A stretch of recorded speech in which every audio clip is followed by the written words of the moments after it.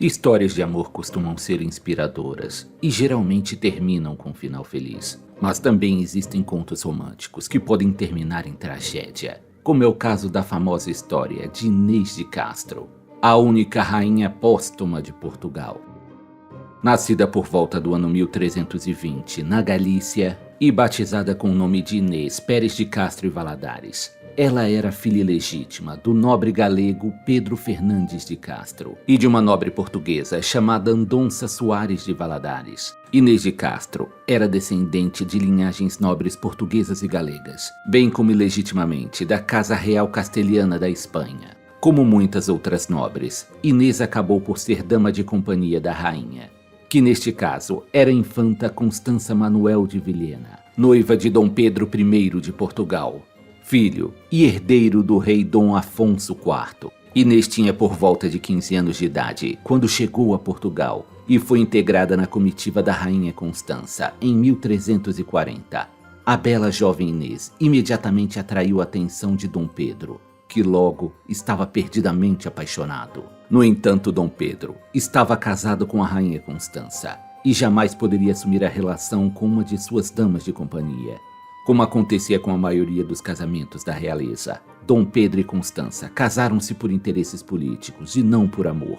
O príncipe passou a negligenciar sua esposa, pondo em perigo as já delicadas relações com a coroa de Castela na Espanha. O caso de amor adúltero com Inês foi mantido em segredo, mas acabou vindo a público após a morte de Constança em 1349. O rei Dom Afonso IV de Portugal ficou alarmado com o comportamento libertino de seu filho e herdeiro, principalmente porque Dom Pedro iniciou relações amistosas com os irmãos de Inês, que também eram castelhanos.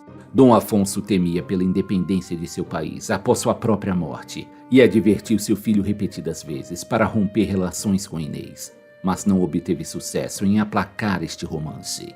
Dom Afonso IV estava certo em seus temores, já que os irmãos de Inês de Castro começaram a conspirar para convencer Dom Pedro a considerar-se com direito ao trono de Castela e Leão, o que permitiria que um dia um sobrinho deles, o futuro filho de Pedro e Inês, viria a governar um poderoso reino ibérico unificado, mas que colocaria um fim na independência portuguesa. Após a morte da rainha Constança, Dom Pedro e Inês passaram a viver juntos abertamente. O casal teve 4 filhos: Afonso, que morreu ainda na infância; Beatriz, nascida por volta de 1347; João, nascido em 1349; e Diniz, nascido em 1354. O filho legítimo de Dom Pedro com Constança, Fernando I de Portugal, era uma criança frágil, enquanto os filhos ilegítimos de Dom Pedro e Inês prosperavam. Isso criou ainda mais desconforto entre os nobres portugueses, que temiam a crescente influência castelhana sobre Dom Pedro. Em 1355, o rei Dom Afonso decidiu que a presença de Inês era um risco político muito grande para a linhagem real portuguesa e mandou executá-la. Sem saber da conspiração, Dom Pedro se ausentou para participar de uma caçada, uma prática muito difundida entre a nobreza e que poderia durar por vários dias. Foi então que 3 assassinos, Pero Coelho, Álvaro Gonçalves e Diogo Lopes Pacheco, foram enviados ao mosteiro Santa Clara a Velha, em Coimbra, onde Inês estava detida por ordem do rei Dom Afonso, que, de acordo com algumas versões da história, acompanhou pessoalmente os assassinos até o local. Inês de Castro, que ainda tinha apenas 29 anos, implorou ao rei por sua vida e de seus filhos, mas foi degolada e supostamente decapitada na frente das crianças.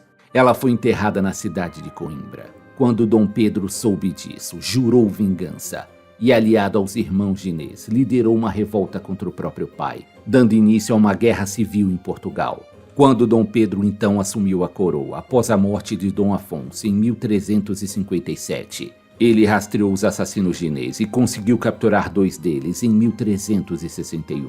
Dom Pedro os executou pessoalmente em um evento público, arrancando os corações dos assassinos da maneira mais dolorosa possível, dizendo que os homens que mataram uma mulher inocente não podem ter coração. O terceiro assassino escapou e sobreviveu, possivelmente fugindo para a Espanha.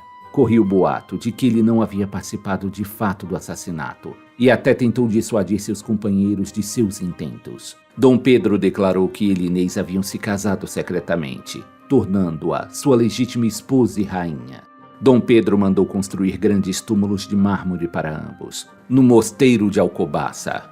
Mesmo tendo se passado vários anos após a morte de Inês, Dom Pedro mandou exumar o corpo de Inês de seu túmulo, levando seus restos mortais do mosteiro de Santa Clara de Coimbra para o mosteiro de Alcobaça. De acordo com as fontes históricas, Dom Pedro obrigou toda a corte real a jurar lealdade à sua nova rainha, que foi colocada em um trono adornada com os diademas e vestes reais. O rei então exigiu que toda a nobreza do reino se aproximasse e beijasse a bainha do vestido ou a mão cadavérica da rainha, rendendo-lhe quando morta aquela homenagem que ela não havia recebido quando em vida. Dom Pedro faleceu alguns anos depois deste evento, em 18 de janeiro de 1367, aos 46 anos, e foi sepultado ao lado de sua amada Inês, com os corpos voltados um para o outro, para que assim, no dia do juízo final, se levantassem e se abraçassem após a ressurreição dos justos. Apesar de alguns pontos dessa história terem sido romantizados e até modificados ao longo dos séculos, recebendo conotação de lenda, o trágico conto de Inês de Castro e Dom Pedro é uma das histórias mais famosas da literatura portuguesa e europeia, e que continua despertando a imaginação e o interesse de pessoas ao redor do mundo.